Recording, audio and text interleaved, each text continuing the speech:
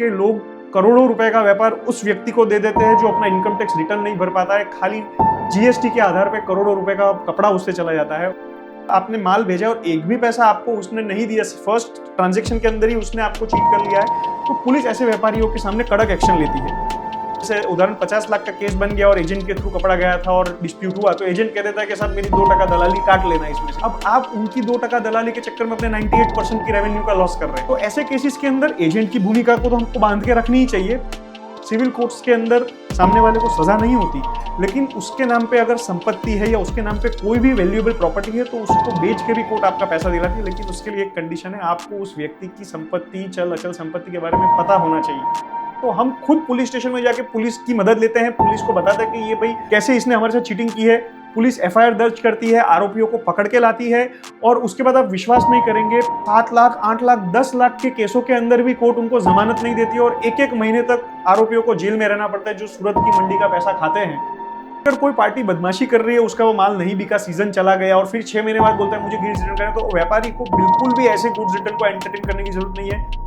एक हफ्ते बाद वो सामने वाले व्यापारी ने मेरे क्लाइंट को फोन किया और उन्होंने कहता है कि भैया एक काम करिए, आप अपना माल वापस लेने आ जाइए। जैसे ही वो अपने 3-4 आदमियों को लेके माल लेके गया, वहां पे माल वेरीफाई करवाया, अकाउंट सेटल किया, टेम्पो में माल भर के अपनी दुकान आ गया। 3 दिन बाद उसको वराछा पुलिस स्टेशन से कॉल आता है कि आपके खिलाफ लूट की एफआईआर की शिकायत आई। My God. नमस्कार, सूरत टेक्सटाइल नेटवर्किंग के पॉडकास्ट में आप सभी का स्वागत है।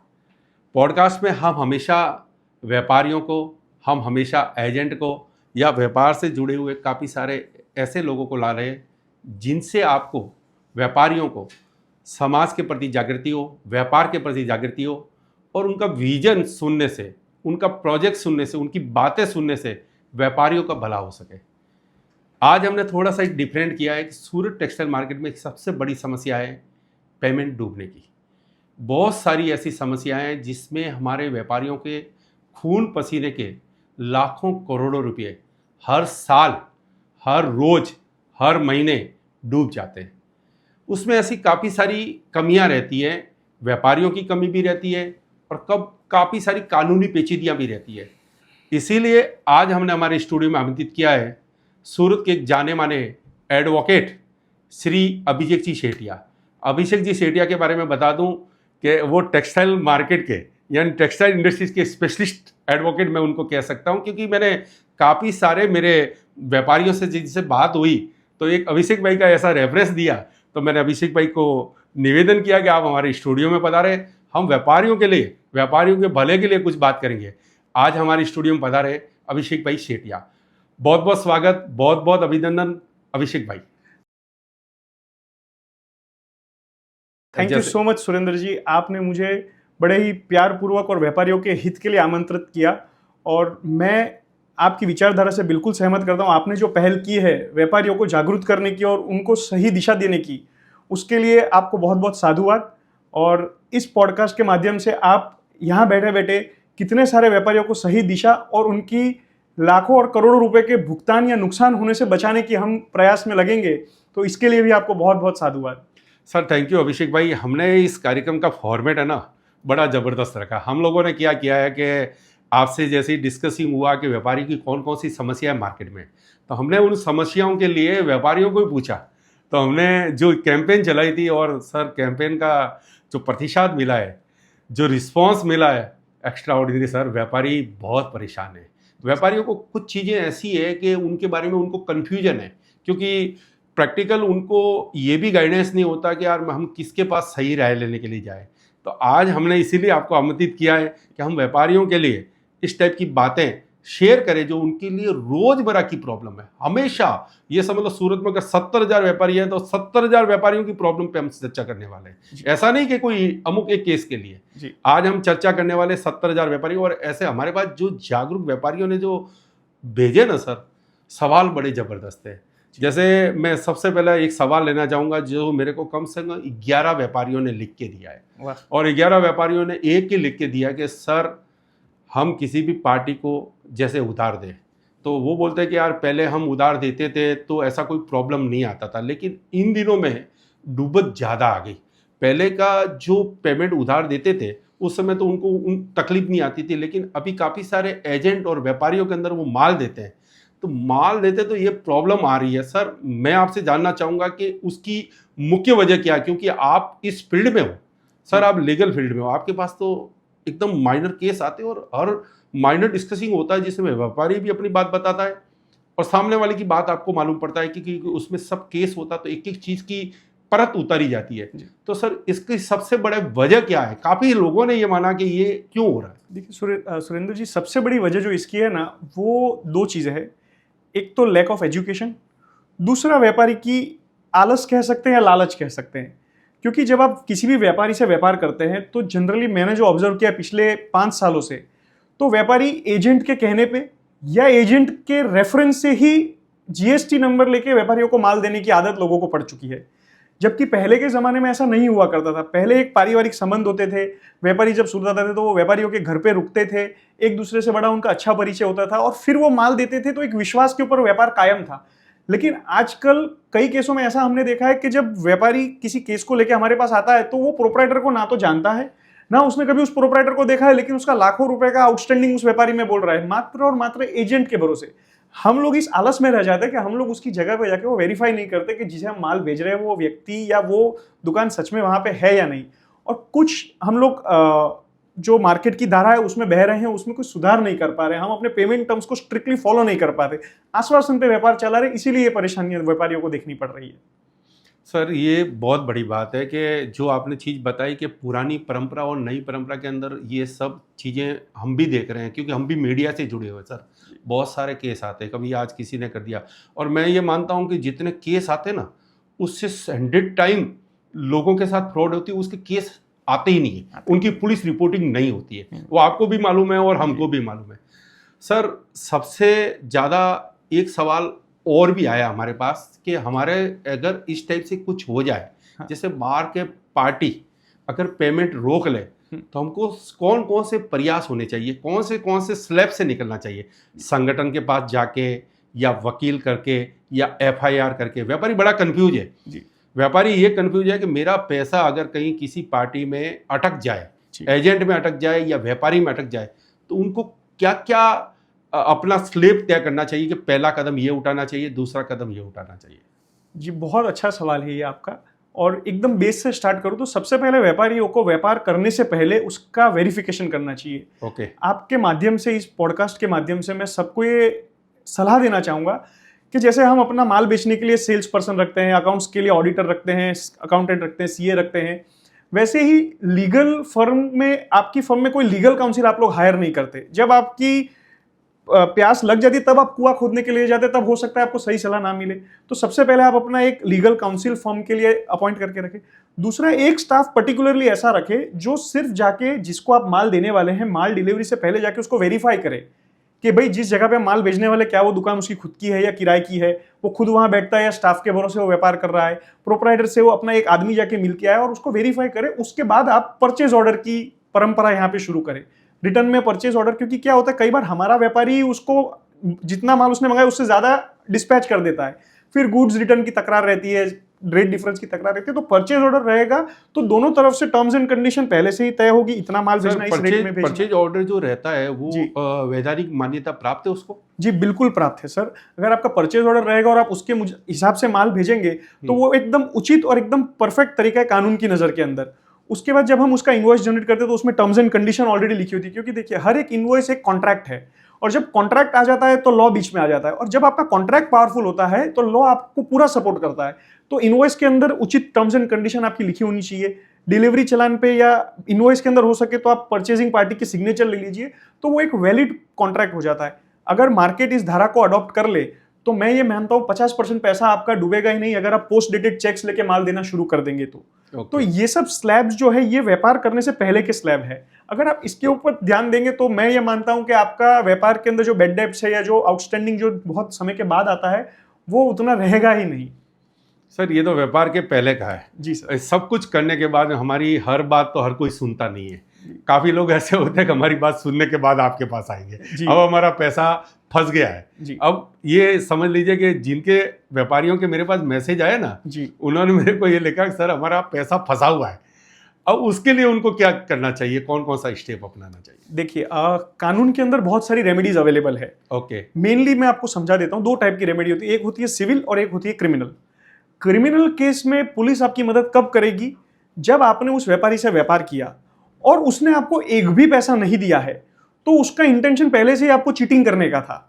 उस केसों में प्रावधानीय तौर पे पुलिस एफआईआर ले लेती है कि जब आपका एक भी, अब जनरल केसेस जो हमारे पास आते हैं उसमें क्या होता है सर, 30, 40, 50 लाख का टर्नओवर हुआ रहता है, उसमें से 10 लाख बाकी, 15 लाख बाकी, 17 लाख बाकी, तो मैक्सिमम उसने 50% तो दे दिया। तो कोर्ट को ये आके ये कहता है कि सर मैं चीटर थोड़ा हूं, मैं तो व्यापारी हूं, अगर मुझे चीटिंग करनी होती तो मैं 40 लाख के सामने इनको 30 लाख क्यों चुकाता, 10 लाख ही तो बाकी है। तो कोर्ट कहीं ना कहीं इसको सिविल नेचर कह के आपकी जो क्रिमिनल कंप्लेंट है उसको थोड़ा सा वीक कर देती है। तो मेरा उन व्यापारियों से अनुरोध होता है कि जिनका भी पूरा पैसा आपने माल भेजा और एक भी पैसा आपको उसने नहीं दिया, फर्स्ट ट्रांजेक्शन के अंदर ही उसने आपको चीट कर लिया है, तो पुलिस ऐसे व्यापारियों के सामने कड़क एक्शन लेती है। फिर भी पुलिस को अगर आपके पास प्रमाण है, अगर दलाल की चैट्स है, परचेज ऑर्डर है, परफेक्ट कॉन्ट्रैक्ट है, और फिर भी वो इंटेंशनली, क्योंकि कई लोग क्या होते हैं विश्वास पाने के लिए ऐसा करते हैं, शुरुआत में पैसा देते हैं, थोड़ा पेमेंट रिलीज करते हैं, फिर धीरे धीरे जब अपने को एक विश्वास बनता है साल के बाद, उसके बाद बड़े ऑर्डर्स देके पैसा ब्लॉक कर लेते हैं और वो पैसा नहीं आता है। तो ऐसे केसेस में भी पुलिस तपास करके एफआईआर बिल्कुल लेती है, लेकिन वो एक टाइम टेकिंग प्रोसेस है और उसमें हमारा केस जो है वो बहुत स्ट्रांग होना जरूरी है। दूसरा आपकी सिविल रेमेडी है। अगर मैं आपका 10,000 रुपया भी, कई लोग क्या होता है 10, 12, 15, 20,000 जो लास्ट में रह जाते हैं वो वेव ऑफ कर देते हैं, लेकिन सिविल कोर्ट्स उन पैसों के ऊपर भी आपको इंटरेस्ट दिला के वो पैसा रिकवर करवाती है। तो सिविल ऑप्शन हमारे लिए हमेशा खुले रहते हैं।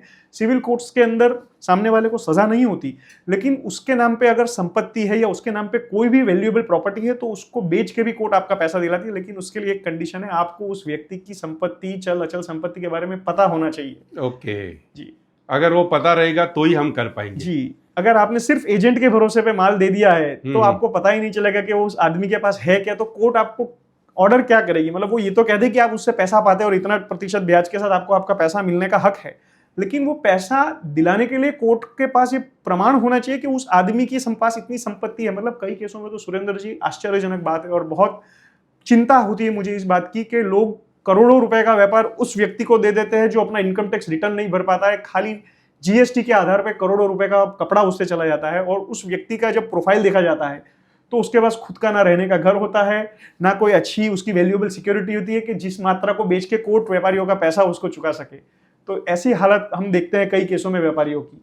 सर ये बात आपने जो बताई वो बिल्कुल सही है। तो अभी व्यापारी को क्या करना चाहिए? हर व्यापारी जो बाहर का व्यापारी है उसका इनकम टैक्स रिटर्न या जीएसटी नंबर से वेरीफाई करना चाहिए, जिनको भी माल उधार दे रहा है? सर मैं ये सलाह दूंगा, जैसे मैंने कहा जीएसटी नंबर पे माल देने की प्रथा बिल्कुल रोक देनी चाहिए। ओके। जब तक आप पर्सनली वेरीफाई नहीं करते हैं जाके उस जगह पे जहां पे आप माल भेज रहे हैं, सिर्फ एजेंट के भरोसे आपको व्यापार बंद करना पड़ेगा। यहाँ पे क्या एजेंट का और व्हाट्सएप सिस्टम है, व्हाट्सएप पे ऑर्डर आ गया, कंफर्मेशन दे दिया, वो डिजिटल एविडेंस है, वो सेकेंडरी एविडेंस है, वो प्राइमरी एविडेंस नहीं है। ये व्यापारियों को समझने की बहुत ज्यादा जरूरत है। यानी कानून उस चीज को नहीं गिनता है कि आपने क्या गिनता है, प्राथमिक तौर पे उसकी जो एविडेंशियरी वैल्यू है वो उतनी मजबूत नहीं रहती है जितना डायरेक्ट ट्रांजैक्शन, जैसे इनवॉइस है तो प्राइमरी एविडेंस हो गया। वैसे व्हाट्सएप पे लिया हुआ ऑर्डर, एजेंट के फोन रिकॉर्डिंग, ये सब प्रूफ करने में थोड़ा सा समय लग जाता है, वो टेक्निकल बहुत सारे इश्यूज होते हैं उसके अंदर। और जीएसटी के ऊपर तो सुरेंद्र जी मैं आपको एक किस्सा बताना चाहता हूँ। हाल ही में एक केस आया था मेरे पास, मेरे संज्ञान में, तो उसके अंदर राजस्थान के एक छोटे से गाँव के 15 लोगों को एक व्यक्ति ने पैसों की लालच दे दी कि भाई आप जिस कम्युनिटी से बिलोंग करते हैं सरकार उनको 60 से 70 हजार रुपए का कंपनसेट करती है, उनको इनाम देना चाहती है, ऐसा कुछ वर्ड उसने यूज करके राजस्थान के एक छोटे से गांव से 12 से 13 लोगों को सूरत बुला लिया। उनको कहा कि भाई अपना आप आधार कार्ड और अपनी डिटेल्स आप दोगे तो सरकार आपके खाते में पैसा जमा कराएगी। ऐसे करके प्राइवेट बस भेजी, बस में उन लोगों को बुला के सूरत बुलाया, 3 दिन उनको रखा, ओटीपी, आधार कार्ड, बैंक अकाउंट खुलवाया, सारी प्रोसेस 3 दिन में खत्म की और फिर उनके अकाउंट में 60-60 हजार रुपए देके उन लोगों को गाँव भेज दिया। जब गांव का सरपंच उन लोगों के जब लिस्ट आती है गांव में कि भाई जो सरकार उनको, क्योंकि वो एक ऐसी कम्युनिटी से बिलोंग करते हैं जहां पे गवर्नमेंट उनको ऑलरेडी कुछ भत्ता देती है, तो इस साल के जो भत्ते की लिस्ट थी उनमें उन 13 लोगों का नाम नहीं था। तो उन्होंने इस चीज का विरोध उठाया कि भाई हमें क्यों नहीं मिला। तो उन्होंने कहा कि भाई आप तो जीएसटी है आपके नाम पे, आप तो कमाने के लिए सक्षम है, तो सरकार आपको पैसा क्यों देगी। अच्छा। तब उन्होंने राजस्थान में 0 एफआईआर कराई और पुणे पुलिस स्टेशन के अंदर वो एफआईआर लॉन्च हुई।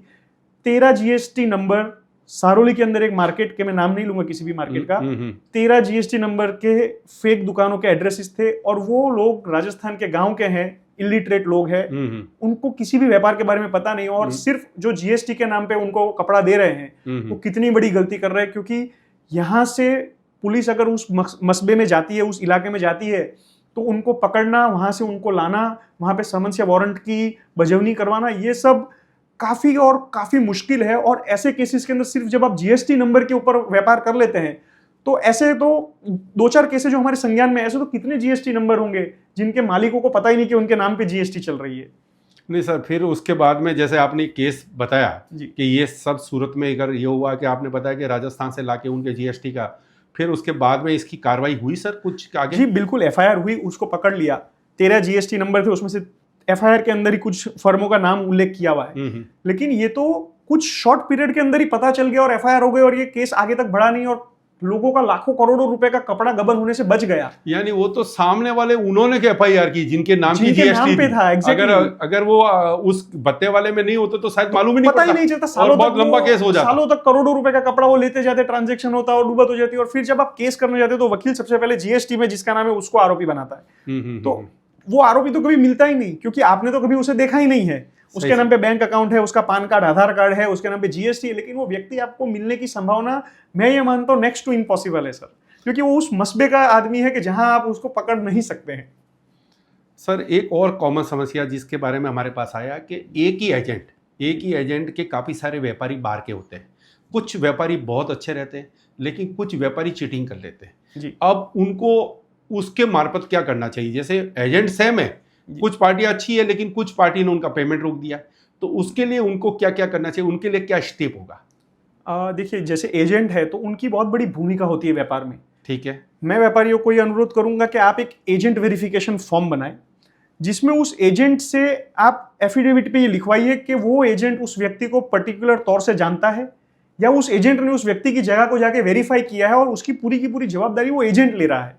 तब जाके वो एजेंट की भूमिका जो है वो फुलफिल होती है और तब जाके उसकी जो कमीशन होती है वो उसको मिलने के लिए वैल्यूएबल होती है। क्योंकि जब तक ट्रांजैक्शन कंप्लीट नहीं होता है तब तक क्या है, एजेंट लायबल नहीं होता है अपनी ब्रोकरेज लेने के लिए। बिल्कुल सही। और कई केसों में हमने ऐसे जवाब भी सुने हैं एजेंटों के मुंह से कि जब कोई बहुत बड़ा केस बन जाता है, जैसे उदाहरण 50 लाख का केस बन गया और एजेंट के थ्रू कपड़ा गया था और डिस्प्यूट हुआ, तो एजेंट कह देता है कि साहब मेरी 2% दलाली काट लेना इसमें से। अब आप उनकी 2% दलाली के चक्कर में अपने 98% की रेवेन्यू का लॉस कर रहे हैं। तो ऐसे केसेस के अंदर एजेंट की भूमिका को तो हमको बांध के रखनी ही चाहिए, पर साथ साथ में व्यापारियों को भी जागरूक होकर वेरिफिकेशन में लगना पड़ेगा सर इस चीज के लिए। सर अभिषेक जी, जैसे सूरत के व्यापार में जी हमेशा एजेंट के ऊपर एक बिजनेस होता है। एजेंट बोल देता है कि भाई इसको माल देना, इसको नहीं देना, क्योंकि एक एक व्यापारी को वेरिफिकेशन करना प्रैक्टिकल में बहुत संभव नहीं होता है। इंडिया के कौन से कॉर्नर में कौन से बैठे, रोज की यहाँ पे 10 से 15 व्यापारी रहते हैं, 15 व्यापारी का वो संभव नहीं रहता है। हम एजेंट के ऊपर फेद करके माल भी दे देते हैं। अब एजेंट के ऊपर फेद करने के बाद में, माल देने के बाद में वो पैसा डूब जाता है, तब हमको क्या स्टेप करना चाहिए? देखिए, आपको सबसे पहला प्राथमिक तरीके से एजेंट के ऊपर ही दबाव डालना चाहिए, क्योंकि एजेंट उस पार्टी को अच्छे से जानता है। ओके। तो अगर एजेंट किसी भी तरीके से अपनी लायबिलिटी से पीछे हट रहा है तो कानून के अंदर व्यापारियों से ज्यादा कड़ी सजा एजेंट के ऊपर है। जैसे मैं आपको पुरानी आईपीसी की बात करूं तो 420 के अंदर सजा जो होती है वो 7 साल तक की होती है। लेकिन वहीं जब एजेंट की भूमिका पिक्चर में होती है, किसी केस में होती है, तो 409 एप्लीकेबल हो जाती है, जो कि 10 साल की सजा की उसमें जो 409 में का मीनिंग एजेंट की, जब आप किसी भी अपनी वैल्यूएबल सिक्योरिटी को, कोई भी, जैसे कपड़ा एक वैल्यूएबल सिक्योरिटी है, वो किसी एजेंट के मार्फत किसी के पोजीशन में रखते हैं। जैसे जब तक उसका पैसा नहीं है तब तक वो चीज आपकी है। तो जब एजेंट के थ्रू, जैसे आड़तियों की बिलिंग हो गई या एजेंट का नाम आपने बिल में लिखा है और एजेंट ने ऑर्डर दिया है, कई केसों में ऐसा होता है कि भाई व्यापारी की जगह एजेंट के थ्रू ही ऑर्डर होते हैं, तो उसमें एजेंट की लायबिलिटी हो जाती है। तो उसमें कोर्ट जो चीटिंग होती है, वो ब्रीच ऑफ ट्रस्ट जो होता है वो एजेंट के थ्रू हुआ होता है और वो एजेंट के थ्रू उसके पोजीशन में कपड़ा गया होता है। तो उसमें एजेंट की भूमिका सबसे, और उसमें क्योंकि एजेंट को पता है वो व्यापारी का पैसा आने वाला है या नहीं आने वाला है, तो एजेंट के ऊपर बहुत बड़ी लायबिलिटी होती है और वो फिर जो उसकी सजा होती है वो 10 साल तक सजा का उसमें प्रावधान है। तो ये एजेंट्स की ही लायबिलिटी होती है, वो पैसे को रिकवर करवा के अपनी जो दूसरी पार्टी है उस तक पहुंचाए। जैसे कई एजेंट्स मेरे नॉलेज में है कपड़ा बाजार में जो बहुत अच्छा टर्नओवर करते हैं, जिनका करोड़ों रुपए का महीने का टर्नओवर है, वो जिन पार्टियों को कपड़ा बेचते हैं उनकी चेक्स एडवांस में लेके रखते हैं और बिल टू बिल चेक जितना बिल उनके ऊपर जाता है उतना एडवांस लेके खुद के पास रखते हैं। जैसे ही उस पेमेंट टर्म की जो ड्यूरेशन खत्म होती है तो वो व्यापारी को कह देते हैं कि भैया इस पार्टी से कंफर्म कर लिया, आप ये चेक डलवा दो। तो इतने अच्छे सलीके से एजेंसी भी चलाने वाली एजेंसीज मेरे ध्यान में जो सूरत कपड़े के अंदर, देखिए व्यापारी उनको चेक डायरेक्ट दे तो एक अलग बात हो जाती है, लेकिन एजेंट की जो कुछ ऐसे जो एजेंट्स हैं जो जवाबदारी से उनसे माल जाने से पहले ही चेक लेके रखते हैं और उनकी पूरी विगत लेके रखते हैं, उनके घर के आते पते, उनके परिवार के सभ्यों के नंबर। तो ऐसे एजेंट्स भी इस मार्केट में खूब अच्छी से अपनी भूमिका निभा रहे हैं, जिन पे आज भी व्यापारी लोग विश्वास करके करोड़ों रुपए का कपड़ा दे रहे हैं। सर बहुत बड़ी बात बताई कि एडवांस चेक लेके भी काम हो रहा है मंडी में और एजेंट भी अपनी जवाबदारी पूरी निभा रहे हैं। अब इससे आगे भी एक और सवाल आया है जो भी काफ़ी सारे व्यापारियों ने किया है कि सर एडवांस चेक लेने के बाद में या चेक देने के बाद में भी चेक रिटर्न हो जाते हैं। चेक रिटर्न हो जाने के बाद में व्यापारी का क्या स्टेप होना चाहिए? चेक रिटर्न सर हमारे लीगल फील्ड के अंदर हम कहते हैं हमारे हाथ की नसें हैं। जब आपके पास किसी भी आदमी के हाथ की नस होती है तो आप उसे दर्द बिल्कुल पहुंचा सकते हैं। जब आपके पास सामने वाले का चेक होता है तो सबसे पहली चीज तो उसकी समय मर्यादा होती है चेक रिटर्न के अंदर। व्यापारी क्या करते हैं, जो चेक इशू करना और जिसके पहले से बदमाशी है दिमाग में कि मुझे पेमेंट नहीं करना, उसे तो कायदे कानून अच्छे से पता है, लेकिन हमारा व्यापारी बेचारा भूला है, वो कायदे कानून में उतरना नहीं चाहता क्योंकि उसका विषय नहीं है। लेकिन चेक रिटर्न का ये एक प्रावधान है कि जैसे ही चेक रिटर्न हुआ आपको कंपलसरी 30 दिन में उसको चेक रिटर्न की लीगल नोटिस देनी पड़ती है।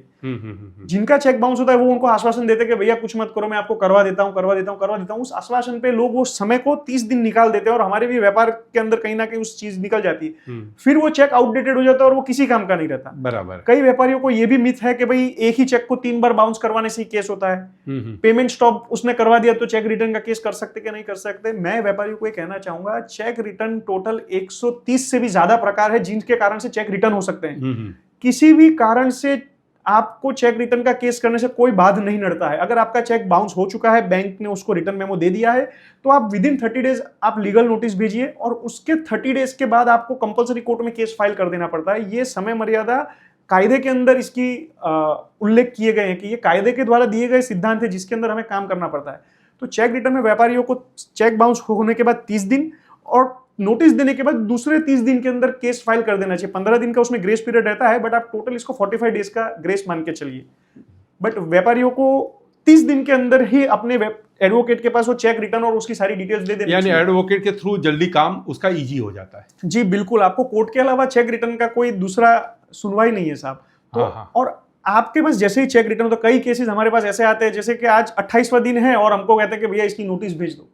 तो जिस दिन व्यापारी का चेक रिटर्न हो जाता है उसी दिन आप अपने एडवोकेट के ऑफिस पे वो चेक रिटर्न मेमो और उसके डॉक्यूमेंट्स भिजवा दिए, तो आपका टाइम जो है वो बहुत फास्ट ट्रैक में आपका काम हो जाएगा।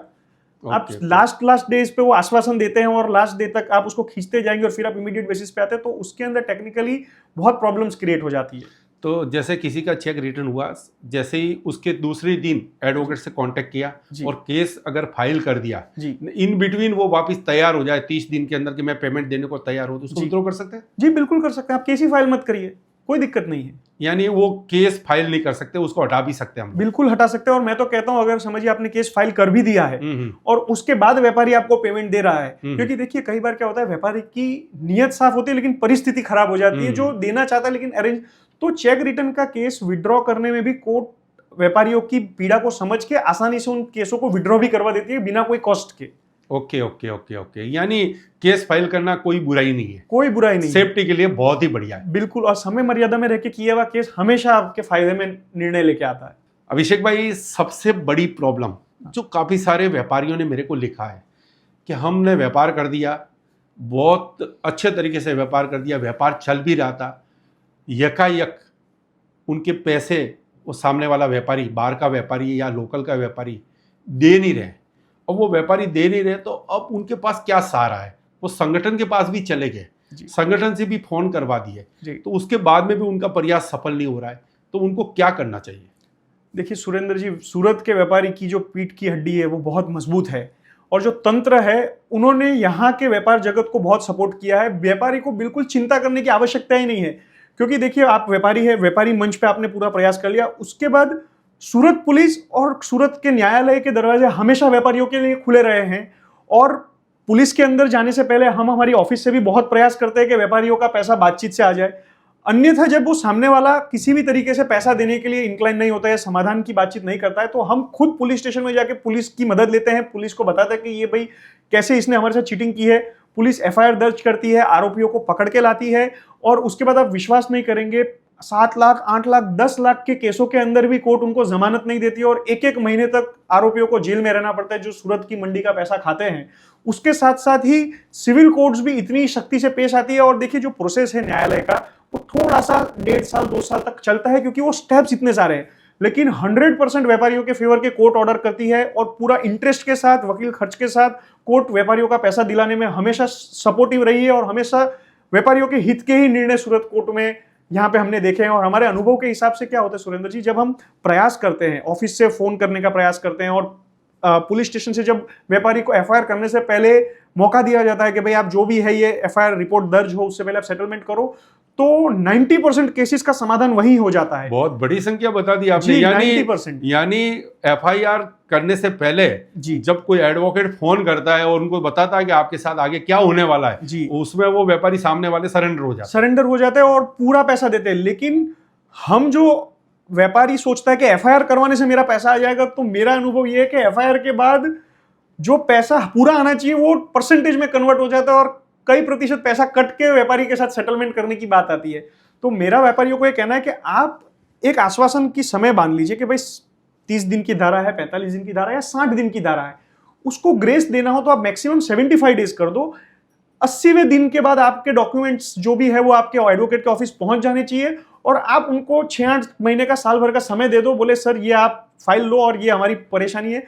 मैं आश्वासन देता हूं सूरत के व्यापारियों का पैसा साल भर के अंदर मैक्सिमम तरीके से रिकवर होने की प्रयास हम लोग करते हैं।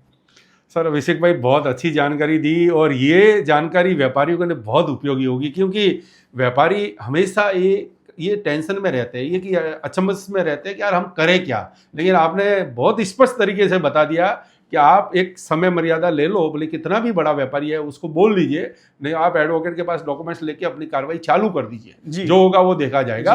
उसके बाद में वो प्रयास करने के बाद में लास्ट एफआईआर का ऑप्शन तो उसके बाद ही है वकील खुद भी आपको सजेस्ट करेगा। सर ये बहुत अच्छी बात बताई। सर अभिषेक भाई जैसे आपकी ये प्रैक्टिस है, आप तो समझ लो टेक्सटाइल मार्केट के अंदर तो आपका बहुत बड़ा नाम है, क्योंकि काफ़ी सारे व्यापारी के आप लीगल एडवाइजर हो, आपने तो देखा ही होगा। सर क्या रेशियो है सूरत के कपड़ा मार्केट के व्यापारियों के केस आपके पास आते हैं, उसके सर रिजल्ट क्या है, सॉल्यूशन क्या है? देखिए सुरेंद्र जी, सॉल्यूशन में तो कैसा है कि व्यापारी जो अच्छा काम कर रहे हैं उनके जो केसेस की संख्या है ना वो बहुत कम है, जिनका टर्नओवर बहुत ज्यादा है, क्योंकि वो लोग क्या करते हैं पहले से एडवाइस लेके चलते हैं, लेकिन उनका जब पैसा डूबता है तो वो इतना सिक्योर्ड व्यापारी से के अंदर डूबता है कि वो कुछ जैसे गुड्स रिटर्न का प्रॉब्लम हो गया, ओवर क्वांटिटी का हो गया, रेट डिफरेंस का हो गया, तो उस चक्करों में वो डिस्प्यूटेड अमाउंट रहता है। लेकिन जो सबसे ज्यादा चेक रिटर्न के केस आते हैं या जो आउटस्टैंडिंग के केस आते हैं वो आते हैं बाहर की मंडियों के, और उसके अंदर क्या होता है व्यापारी वेरिफिकेशन नहीं कर पाता, इस चक्कर में वो पैसा डूब जा रहा है। और व्यापार का पैसा डूबने के बाद न्यायालय में और कोर्ट कचहरी के अंदर जाने के बाद मान लीजिए 1.5 से 2 साल के अंदर व्यापारियों का पैसा आता है और 100% आ जाता है। बराबर, यानी पैसा आ ही जाता है। हाईएस्ट रिजल्ट ऐसे है कि भाई पैसा ज्यादातर आ जाता है जी। पर इसमें एक वो बोलते हैं ना वो स्टार जो लगा रहता है ऊपर कंडीशन वाला, कि सामने वाला व्यापारी होना चाहिए। ओके, उसका अता पता होना चाहिए। नहीं, उसका माइंडसेट देखिए क्या है, व्यापार के अंदर आज माइंडसेट का गेम रह गया है, टर्नओवर से भी ज्यादा सावधानी का गेम रह गया है, रिस्क मैनेजमेंट का गेम रह गया है। अब मात्र टर्नओवर पे फोकस करने से व्यापार की प्रगति नहीं होगी। अब आपका रिस्क, आपको पहचान करनी पड़ेगी सामने वाला व्यापारी है या वो किस इंटेंशन से मार्केट के अंदर बैठा है। चलो वो चीटर के पल्ले पड़ गए, तो जैसे कोई व्यापारी चीटर के पल्ले पड़ गया और उसने माल ले लिया वगैरह, वो बैठा भी है और वहां से बोला मैं पेमेंट नहीं दूंगा, तो फिर अपन क्या करें? देखिए अगर ऐसा कोई व्यापारी बैठा भी है और ऐसी अगर व्यापारी के साथ गलत व्यवहार कर रहा है तो उसे बिल्कुल सूरत पुलिस के हवाले और सूरत न्यायालय के हवाले छोड़ देना चाहिए, और न्यायालय और पुलिस के ऊपर संपूर्ण विश्वास छोड़ देना चाहिए और तंत्र के ऊपर भरोसा रखेंगे तो आपका पैसा वो आपके घर पे आके देके जाएगा, ऐसा मुझे विश्वास है इस तंत्र पे और इस न्यायालय पे। नहीं सर, हमने देखा है कि काफ़ी सारे पैसे सामने अपराधी बैठे भी रहते हैं, लेकिन इस कार्रवाई के चक्कर में वो उनको पकड़ भी लेते हैं। पकड़ लेने के बाद में वो जल्दी से वापस बाहर आ जाते हैं और नए अपराध के लिए तैयार हो जाते हैं। ऐसे भी काफ़ी सारे केस सूरत में। जी, इसकी वजह क्या सर? इसकी वजह सर देखिए, आज अगर किसी एक व्यक्ति पे आज हर चीज़ इंटरनेट पे अवेलेबल है, अगर आप उसको वेरीफाई पहले कर लेंगे, जैसे हम लोगों के जो भी क्लाइंट्स होते हैं वो हमको व्यापार करने से पहले भी उसका उसका सिविल चेक करवाते हैं, उसकी प्रॉपर्टी चेक करवाते हैं। अच्छा, आप पूरा का पूरा व्यापारियों का पहले भी बायोडाटा चेक कर सकते हैं? बिल्कुल कर सकते हैं सर। हम तो उसके ऊपर कितने केस चल रहे हैं, उसके क्रिमिनल रिकॉर्ड है या नहीं है, कितने चेक बाउंस के केस है, वो भी हम जानकारी आप लोगों को देते हैं। सर अभिषेक भाई, ये तो बहुत बढ़िया केवाईसी आपने बता दी कि ये एक सर्विस भी आप एडवोकेट के साथ में बहुत अच्छी दे रहे हैं कि भाई के आप नई पार्टी किसी से डील कर रहे हैं, उससे पहले आप आपकी राय भी ले तो अच्छे तरीके से बता, क्योंकि देखिए सर, कोर्ट के सारे डेटा हमारे पास अवेलेबल रहते हैं। हाँ। अगर उसका एक केस भी चल रहा है तो हमें वो पता चल जाएगा कि भाई ये डिफॉल्टर पार्टी है। यानी अब जिस व्यक्ति के 10 से 15 चेक रिटर्न हो चुके हो, तो कहीं ना कहीं हम उससे व्यापार ना करें या करें, वो देखो, वो चॉइस आपका है। लेकिन हम आपको एक गाइडेंस दे सकते हैं कि भैया इसका ये पास्ट रिकॉर्ड है, इसके अंदर पिछले साल इतने केस हुए थे, इतनी एफआईआर इस पे हो चुकी है। तो क्या है, आदमी का रिकॉर्ड अगर हमारे पास रहता है तो हम व्यापार में बड़ी सावधानी पूर्वक अपना व्यापार संभाल सकते हैं। सर ये ऑनलाइन डेटा अवेलेबल है सब, जितने किसके ऊपर क्या केस होते हैं, ऑल इंडिया लेवल पे कोई पोर्टल है जिसमें पूरे अवेलेबल रहते हैं? जी बिल्कुल, हम एडवोकेट्स का एक ऐप है, उसके ऊपर हम लोग आराम से इन सब चीजों को, देखिए वो टाइम टेकिंग है, उसमें बहुत सारे कीवर्ड्स डाल के हमें चेक करना पड़ता है, लेकिन सारे डेटा अवेलेबल है। अगर आप अच्छे काउंसिल के पास जाते हैं, अच्छे एडवोकेट के पास जाते हैं, वो आपसे टाइम जरूर लेंगे 2 दिन 5 दिन का, लेकिन आपको उसकी पूरी वेरिफिकेशन और हिस्ट्री निकाल के देंगे कि आपको इनसे व्यापार करना चाहिए या नहीं करना चाहिए। ये रेफरेंस का नया जमाना है। जी, रेफरेंस का बिल्कुल नया जमाना है। बिल्कुल बिल्कुल, क्योंकि हमारे मार्केट में तो हम सीधा ही भाई के माल देना है तो वो हमको रेफरेंस 2 पार्टी का देते, तो हम फोन पे पूछ लेते, उनकी दुकान पे भी नहीं जाते जी कि भाई इस पार्टी को माल दे रहे। कभी उनका स्टाफ भी बता देता, हाँ दे दो, तो दे देते जी। ये रेफरेंस का जमाना। लेकिन नया जमाना डिजिटली आ गया कि भाई आप अच्छे एडवोकेट से, अच्छे काउंसलर से संपर्क करके व्यापारी की केवाईसी निकाल सकते हैं, उनका पूरा बायोडाटा निकाल सकते हैं। बिल्कुल निकाल सकते हैं, जीएसटी नंबर से या उसके पैन कार्ड नंबर से, या ये उसके लिए क्या कंपलसरी रहता सर? सर उसके लिए उनका आधार कार्ड, पैन कार्ड कंपलसरी है। जीएसटी नंबर में पैन कार्ड इंक्लूड ही रहता है। आप उसका आधार कार्ड और पैन कार्ड देंगे तो कई क्लाइंट्स तो ऐसी भी सर्विस हमसे लेते हैं कि उसके नाम पे कितनी लोन है, वो कितनी ईएमआई बाउंस करवा रहा है, वहां तक के डेटा हमने क्लाइंट्स को प्रोवाइड करके दिए, ताकि उसकी वैल्यू का हमें पता चले कि जिस आदमी की 30 लाख की लोन है और वो उस लोन को डिफॉल्ट कर रहा है, तो वो आपको 50 लाख का पेमेंट कैसे चुका पाएगा। ये तो बहुत बड़ी जानकारी दे दी अभिषेक जी, क्योंकि ये जानकारी हर व्यापारी को होनी जरूरी है कि आप उससे पहले जिससे व्यापार कर रहे हैं, अगर आप बहुत बड़ा व्यापार कर रहे हैं और आपके पास समय है, तो समय निकाल के आपको 1-2 दिन डिले करके उसकी केवाईसी करवानी चाहिए। एक अच्छे एडवोकेट से, ऐसे काउंसलर से उसकी इंक्वायरी करवा सकते हैं। बिल्कुल करवा सकते हैं, और ये लीगल है सर। इसमें किसी भी तरीके का, किसी भी राइट का वायोलेशन नहीं हो रहा है। आज व्यापार जगत में जाने से पहले और कोर्ट कचहरी पुलिस के पास जाने से पहले अगर हम सतर्क हो जाएंगे तो वहां जाने की नौबत ही नहीं आएगी, ये मेरा मानना है। सर ये तो हमेशा जितनी भी पुलिस की सेमिनार होती है उसमें पुलिस खुद अवेयर करती है कि आप खुद जांच करो, तो ये जांच का एक तरीका है जी। ये सर बहुत बड़ी बात बता दी। सर एक और बहुत बड़ी प्रॉब्लम है सर रिटर्न गुड्स की। जैसे ये माल भेज देते हैं और काफ़ी सारे व्यापारी रिटर्न गुड्स तुरंत कर लेते हैं, काफ़ी 2-2, 3-3, 4-4 महीने बाद। उसके अंदर भी सर कोई कानून है? जी बिल्कुल है। ये कानून देखो, सेल्स ऑफ गुड्स एक्ट करके एक एक्ट है, उसके अंदर अगर आपने किसी भी व्यक्ति को माल बेचा है और आप इनवॉइसेस में, मेरे जितने भी अच्छे क्लाइंट्स होते हैं उनके इनवॉइसेस में लिखा था कि भाई any complaint regarding goods return और defective goods shall be made within 7 days of the goods receive. तो जब 7 दिन में आपके पास इंटीमेशन आ गया तो आप उसके लिए लायबल है कि आपने ज्यादा क्वांटिटी भेज दिया या जो उसने डिमांड किया था उससे अलग माल गया, तो आपकी जिम्मेदारी बनती है, आप भी व्यापारी होने के नाते उसको सही तरीके से टैकल करें। लेकिन अगर कोई पार्टी बदमाशी कर रही है, उसका वो माल नहीं बिका, सीजन चला गया और फिर 6 महीने बाद बोलता है मुझे गुड्स रिटर्न करें, तो व्यापारी को बिल्कुल भी ऐसे गुड्स रिटर्न को एंटरटेन करने की जरूरत नहीं है। इसके अंदर आपको अकाउंटेंट को इंस्ट्रक्शन देना है कि इस पार्टी का अगर कोई क्रेडिट नोट आता है तो उसे हमें पोर्टल पे एक्सेप्ट नहीं करना है। ये सावधानी आपको रखनी चाहिए। बाकी गुड्स रिटर्न लेने की कोई जरूरत नहीं अगर उसने 7 दिन में आपको इंटीमेट नहीं किया है तो। यानी 7 दिन के बाद जो अपने बिल में लिखा है उससे ज्यादा दिन के बाद में रिटर्न किया तो आप उसके ऊपर कार्रवाई कर सकते हैं? जी बिल्कुल कार्रवाई कर सकते हैं। और इसमें क्या है, देखिए अगर जेन्युइन प्रॉब्लम है तो मैं व्यापारियों को ये कहूंगा कि आप उसको टैकल करिए। अगर आपसे कोई भूल हुई है तो ये नहीं कि भाई कानून में वो बंध गया है तो आप उसका गलत फायदा उठाए, लेकिन अगर जेन्युइनली आपने अच्छा माल भेजा है, as per quantity and as per good rates भेजा है, तो आपको उस गुड्स रिटर्न को कुछ महीनों बाद एक्सेप्ट करने की बिल्कुल जरूरत नहीं है। सर जेन्युइनली तो व्यापारी, पूरा व्यापार सूरत का एकदम जेंटलमैन तरीके से चलता है। व्यापारी बहुत बहुत जबरदस्ती उनके ऊपर आफत आती है तभी जाके आपको या पुलिस के चक्कर वो लगाते हैं, नहीं तो जल्दी से सूरत के व्यापारियों का तो आपको मालूम है पैसा, आप खुद बता रहे हैं कि वो खूब लेट लतीफ है, ध्यान नहीं देते वगैरह। तो इसका मतलब वो अपने प्रयास पूरे करते हैं, लेकिन रिटर्न गुड्स के अंदर भी वो समझते हैं कि जिनके साथ उनको बिजनेस डील करना है तो वो जल्दी से केस फाइल नहीं करते। लेकिन काफ़ी सारे व्यापारी जो इंटेंशनली ऐसा ही काम करते हैं, उनके लिए ये आपकी बात जो बता रहे हैं वो लाभदायी है। जी बिल्कुल है जी सर। हाँ, अभिषेक भाई, बहुत अच्छा लग रहा है आपके साथ कानून की बारीकियां जानने में। काफ़ी सारी ऐसी प्रैक्टिकल चीज़ें जिनसे व्यापारियों को फ़ायदा हो जाता है। आपकी तो इतनी ज़बरदस्त प्रैक्टिस है सर। जैसे ही हमने बातें कर रहे हैं, जैसे हमारे पास व्यापारियों के काफ़ी सारे केस आए, आपके पास भी ऐसे कोई एक अलग टाइप के कोई केस आए? अलग टाइप के सुरेंद्र जी, हर केस अपने आप में अलग होता है और हर एंगल से हम अगर केसेस को देखें तो रोज एक नया स्टोरी हमारे सामने आती है। अभी मैं आपको एक रिसेंट किस्सा बताऊं, बड़ा दिलचस्प किस्सा है और व्यापारियों को जागरूक होने की बहुत जरूरत है। सूरत के अंदर का ही वराछा में एक बहुत बड़ा मार्केट है, वहां का एक किस्सा है अभी पिछले हफ्ते का। एक व्यापारी ने किसी एजेंट के रेफरेंस से किसी एक पार्टी को माल भेज दिया। ठीक है। जिसके रेफरेंस से माल भेजा था उसने उससे फोन पर बातचीत की और कुछ 3-4 लाख रुपए का माल भेज दिया। संजोगों से उसी के ग्रुप के कई व्यापारियों का पैसा उस पार्टी में बाकी होगा। तो जब ग्रुप में बात निकली तो बोले कि भाई तूने इनको माल क्यों भेजा, हम तो ऑलरेडी इतने टाइम से पैसा इनमें पा रहे थे और ये तो इस तरीके की पार्टी है। 3 दिन के अंदर उस पार्टी को पता चल गया कि भाई मैंने गलत जगह माल दे दिया। उसने बहुत प्रेशर बनाना सामने वाली पार्टी पे चालू किया। उसकी दुकान पे कई बार जाके उसको रिक्वेस्ट की कि भैया तू मुझे मेरा माल वापस कर दे, मुझे आपसे कोई व्यापार नहीं करना है, मुझे आपसे जो भी आपका ट्रांसपोर्टेशन और डिस्प्यूट है वो मैं बेयर कर लूंगा, आप मुझे मेरा माल वापस दे दो। एक हफ्ते बाद वो सामने वाले व्यापारी ने मेरे क्लाइंट को फोन किया और उन्होंने कहता है कि भैया एक काम करिए, आप अपना माल वापस लेने आ जाइए। जैसे ही वो अपने 3-4 आदमियों को लेके माल लेके गया, वहां पे माल वेरीफाई करवाया, अकाउंट सेटल किया, टेम्पो में माल भर के अपनी दुकान आ गया।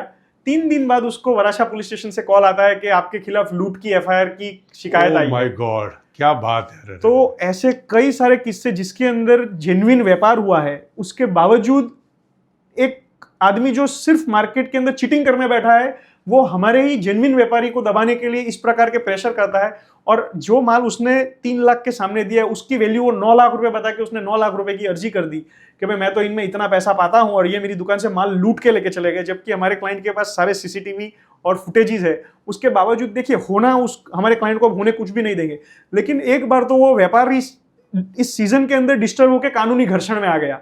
तो ऐसे लोगों के साथ व्यापार करने के लिए भी हम अपने क्लाइंट्स को बहुत हिम्मत देते हैं कि भैया आपकी कोई गलती नहीं है इसके अंदर, वो आदमी गलत था, आप बिल्कुल गलत नहीं है, तो आपको डरने की कोई जरूरत नहीं है। कानून और हम आपके साथ में खड़े हैं और भगवान की कृपा से हमने उस व्यक्ति के ऊपर कोई भी कानूनी एक्शन नहीं होने दिया sir. Okay sir, okay sir. Sir ये जैसे आपने जवाब दिया ना कि भाई कि उसने माल लेने के लिए बुला दिया जी, और ये माल लेके चला गया। हाँ। माल लेके चला गया और लूटपाट का केस कर दिया जी। इसकी सेफ्टी के लिए व्यापारी को किन किन चीजों का ध्यान रखना चाहिए? जैसे आज बाई चांस किसी व्यापारी ने गलत पार्टी को माल दे दिया या ऐसी पार्टी में माल दिया जहां से पैसा नहीं आ रहा है जी, और वहां से उसका उपाय है कि भाई आप माल ही ले जाओ रिटर्न जी, और वो माल लेने जाए उस पर लूटपाट का केस हो जाए। माल भले ही उसी का है जी, लेकिन उस व्यापारी के ऊपर ही लूटपाट का केस हो जाए जी, तो उस परिस्थिति में व्यापारी को कौन कौन सी सावधानी रखनी चाहिए? सुरेंद्र जी, जब आप अपना माल लेने जा रहे हैं तो सबसे पहले तो आप उसी पर्टिकुलर मार्केट के प्रेसिडेंट, सेक्रेटरी या 2 ऐसे वरिष्ठ लोगों को आप इसमें इन्वॉल्व करिए, उनकी हाजिरी में ये सब चीजें करिए। देखिए अधिकतम पुलिस के आदेश अनुसार सभी मार्केटों में सीसीटीवी फुटेजेस और मैनेजमेंट बहुत ही सुरक्षित होता है। आप गेट पास अवश्य बनवाएं, उसी टाइम पे लेजर्स पे अकाउंट को नील करवाएं, उनकी सिग्नेचर्स ले। 2 विटनेस जो उस मार्केट के हो, आपके विटनेसेस देखिए होंगे तो हम ये कह सकते हैं कहीं ना कहीं वो आपके इन्फ्लुएंस में इसलिए विटनेस बन गए, लेकिन स्वतंत्र विटनेस हो, आजू बाजू की दुकान वाले हो, ऐसे लोगों को आप इसमें इन्वॉल्व करिए, उनको विटनेस बनाइए और सबके सामने आप अपना एक कैमरा ऑन रखिए एक आदमी को ले जाके कि भाई आप उससे कोई भी गलत बातचीत नहीं कर रहे हैं, कोई गलत आक्षेप नहीं कर रहे हैं, किसी भी तरीके का दबाव नहीं है, वो स्वेच्छा से पैसा नहीं चुका सकता इसीलिए आपको आपका माल वापस दे रहा है। ये सावधानी व्यापारियों को रखने की जरूरत है, तो ऐसे किसी भी केस में उनको कोई उलझा नहीं पाएगा। सर अभिषेक भाई, हम सूरत में बैठे हैं और सूरत में मालूम है आपको कि सर टेक्सटाइल ट्रेडर्स के अलावा भी टेक्सटाइल का हर सेगमेंट है। आज टेक्सटाइल इंडस्ट्री इतनी बड़े तरीके से फैले कि पूरे सूरत में कारखाने चल रहे हैं जी। कुछ फैक्ट्रियां चल रही, कोई एम्ब्रॉयडरी मशीन चल रही, कोई लूम चल रहे हैं, काफ़ी सारे। आए दिन हम वहाँ पे देखते हैं लेबर्स प्रॉब्लम बहुत हो रही है। लेबर के अंदर भी काफ़ी सारी समस्याएं हम देख रहे हैं, कभी और कुछ हो गया, कभी कहीं कुछ हो गया। सर उसके बारे में भी हमारे जो वीवर्स भाई है, जो हमारे एम्ब्रॉयडरी वाले हैं और हमारे जो मिल वाले हैं, उन उद्योगपतियों को कौन कौन सी चीज़ों की अवेयरनेस रखनी चाहिए, सावधानी रखनी चाहिए, जिसकी वजह से वो इस झंझट में नहीं आए, कानूनी झंझट में नहीं आए? सुरेंद्र जी, ये एक समस्या सबसे ज़्यादा, मैं कई सारे मिलों का काउंसिल हूँ, कई सारे बड़े उद्योगपति जो बड़े ग्रुप्स है, उनके अंदर मैंने सामान्य तौर पे एक पहले प्रॉब्लम देखा करता था मैं जब मैं उनसे जुड़ा उससे पहले, कि यूनियन वाले कई लोग ऐसे ही तरीके से उद्योगपतियों को परेशान करते थे कि उनकी कोई भी गलती ना होने के बावजूद भी उनको कुछ एक्स अमाउंट का पैसा उनको देना ही पड़ता था। उसको हमने सॉल्यूशन में इस तरीके से कन्वर्ट किया, क्योंकि कई मिल मालिकों को नहीं पता होता 200 200 300 300, कई मिलों में तो 600 लेबर हमारे क्लाइंट्स के मिलों में काम करते हैं। तो हमने कॉन्ट्रैक्टर वेरिफिकेशन फॉर्म कंपलसरी करवा दिया। कॉन्ट्रैक्टर अगर कोई आदमी पर डे वेजिस पर भी है, जैसे समझो आज हमारे मिल में काम कर रहा है, कल करेगा नहीं करेगा हमें नहीं पता, तो उसका भी बायोमेट्रिक्स हम लोग मिलों के अंदर लेने लग गए, उसका भी फॉर्म साइन करवाने लग गए। और उसकी कंसेंट फॉर्म आती है कि भाई उसकी उम्र जो है, उसकी जाति पाति जो है, उसका जो भी काम वो मिल में कर रहा है वो उसकी स्वेच्छा से कर रहा है। क्योंकि कई बार क्या होता है, कई ऐसे लेबर दिखते हैं जो बड़े हैं लेकिन वो माइनर निकलते हैं सर। तो सबसे ज्यादा व्यापारी या उद्योगपतियों को परेशान उन केसेस में किया जाता है जब वो माइनर को 15-17 साल के बच्चे को बड़ा आदमी समझ के उससे काम करवा लेते हैं, और फिर उनका एक पर्टिकुलर संगठन ऐसा होता है जो परेशानी उद्योगपतियों को देने की कोशिश करता है। लेकिन जब हम फील्ड पे उतरते हैं और उद्योगपति के साथ बैठ के इसका सॉल्यूशन करते हैं, तो उसका ये सॉल्यूशन निकला है कि ऐसे केसेस में उद्योगपतियों को और मिल वालों को घबराने की बिल्कुल जरूरत नहीं होती। सिर्फ एक सिस्टम को इंप्लीमेंट करने की जरूरत है और वेरिफिकेशन करने की जरूरत है। लेबर की प्रॉब्लम जो है वो सैलरी की हो या एज की हो या कोई भी हो, जब आपने उसके साथ फॉर्म साइन कर लिया होगा तो किसी भी प्रकार का कोई क्लेम आपसे नहीं कर पाएगा। सर अभिषेक भाई बहुत अच्छा लग रहा है, क्योंकि आज हम ऐसे बिंदुओं को टच कर रहे हैं जो व्यापारियों के लिए बहुत उपयोगी है। क्योंकि सूरत के अंदर अगर सूरत का व्यापार पेमेंट अगर नहीं फंसे ना तो कहीं पहुंच सकता, सूरत का व्यापारी भी कहीं भी पहुंच सकता। हालांकि सूरत का व्यापारी संपन्न है, लेकिन उनका मेहनत का पैसा अगर किसी को जाता तो बड़ा दर्द होता है। तो आज आपने जितनी बातें बताई है सर, ये बहुत उपयोगी बातें हैं। और ऐसी काफ़ी सारी समस्याएं हमारे पास अभी क्या है कि हमने मैसेज तो डाल दिया अभिषेक भाई जी, कम समय में हमारे पास इतनी शिकायत आई, और भी शिकायतें आएंगी। और हम तो आपको ये आपसे ये अनुरोध करेंगे कि आप जब भी हम आपको आमंत्रित करेंगे, आप अपना समय निकाल के जरूर पधारें। और आज आप पधारे, इसके लिए भी हम सर थैंक यू बोलते हैं। सुरेंद्र जी, मैं आपका आभार व्यक्त करता हूं कि सूरत के व्यापारियों के लिए आप जैसे लोग हैं जो उनको सही दिशा और सही मार्गदर्शन देना चाहते हैं। संगठन और आप जैसे लोग जब मिल के व्यापारियों की भलाई करना चाहते हैं ना, तो किसी चीटर की हिम्मत नहीं होगी कि हमारे सूरत के व्यापारी का एक पैसा भी उनकी मर्जी के विरुद्ध अपने जेब में डाल के घूम ले। और आप जैसे अच्छे लोगों के साथ जब हम जैसे वकील और जब न्याय तंत्र और पुलिस खड़ी हो, तो सूरत का व्यापार बहुत सुरक्षित और बहुत अच्छे से प्रगति करेगा। ऐसी भी हमारी हार्दिक कामनाएं। और अगली बार जब भी आपके पास ऐसे कोई भी प्रश्न आपके पास व्यापारी हो, क्योंकि आप व्यापार जगत से बड़े ग्राउंड से जुड़े हुए व्यक्ति और बड़े बड़े लोग आपके संपर्क में होते, छोटे से छोटा व्यापारी आप तक रीच रखता है, तो मैं हमेशा आपको ये आपके इनविटेशन का वेट करूंगा कि अगली बार जब भी आप मुझे बुलाए बस आप एक कॉल कर दीजिएगा और मैं हमेशा आपके लिए हाजिर रहूंगा। सुरेंद्र जी, आपने ये पहल की है उसके लिए भी आपको बहुत बहुत धन्यवाद। सर बहुत बहुत धन्यवाद यहाँ पे समय निकाल कर पधारने के लिए। जी जी, धन्यवाद सुरेंद्र जी, थैंक यू धन्यवाद जी।